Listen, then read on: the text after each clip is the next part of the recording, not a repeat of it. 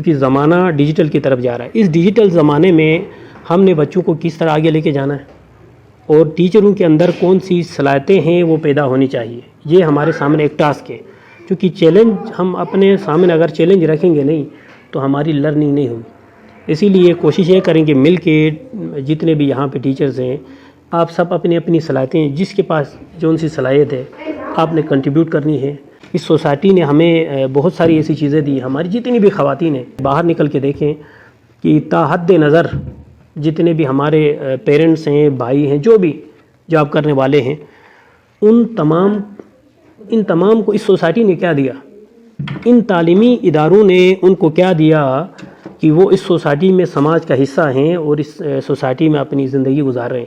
لیکن جب ہم نے اپنی نظر دوڑائی ان تمام چیزوں کے اندر تو سب سے زیادہ جو ایک ذمہ دار ادارہ ہے، ذمہ دار وہ ایک ایجوکیشنل کا ہے پلیٹ فارم ہے، جہاں اس پلیٹ فارم نے ان سب کو کچھ نہیں دیا. ہم سب کو ہمیں رٹا لگانے کی مشین کے علاوہ کچھ نہیں دیا.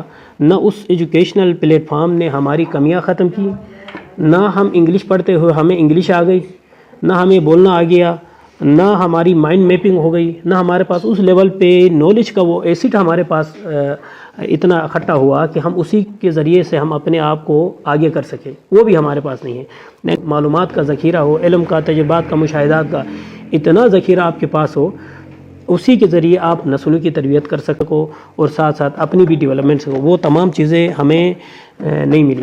وہ ادارہ جو ٹیچروں کی کمیاں ختم کرنے میں ہیلپ فل نہیں ہوگا وہ ادارہ ہمیشہ ترقی کی طرف جا نہیں سکتا. اسی لیے سب مل کے آپ نے سب سے پہلے اپنی آبیاری کرنی ہے کہ تمام ٹیچروں کا مشترکہ کمی کوتاہیاں کیا ہے ہماری، اور اس کے بعد ہمارے اندر صلاحیتیں کون کون سی ہیں. ہم نے بچوں کو طوطا اور کھوتا بنانے کے علاوہ ہم نے کچھ نہیں دیا. یعنی جو بھی کتاب کے اندر ہے ہم نے اس کو رٹا، لیکن ہم نے اس کو اپنی علم کا، نالج کا اور تجربے کا حصہ نہیں بنایا. ہم نے سیکھا ہے کہ بچوں کو بھی اسی طرح سے لرننگ والا ڈوز ہے. اب بچوں کو رٹا طوطا بنانے سے وائی ناٹ یونیورسٹی والا ماحول ہم دیں، وائی ناٹ ان کے لیے ایک ریسرچ والا اسی طرح کا جو ماحول دیں کہ تھوڑا سا بچہ اپنے حساب سے لرننگ ہو، ان کی اپنی آبزرویشن ہو.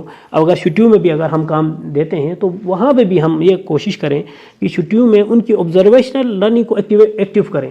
بچے کو غور کرنے کی صلاحیت پیدا کیسے کریں، بچے کے اندر تخلیقی صلاحیت پیدا کیسے کریں، بچے کے اندر کمیونیکیشن کی صلاحیت کیسے پیدا کریں، پھر تھنکنگ کی جو صلاحیت کیسے پیدا کریں. اس کے بعد ساتھ ساتھ ہم کریٹیکل تھنکنگ یعنی تنقیدی جائزہ جس کو کہتے ہیں، کریٹیکل صلاحیت پیدا ہوتی ہے سب سے پہلے چیزوں کو توڑنے جوڑنے سے.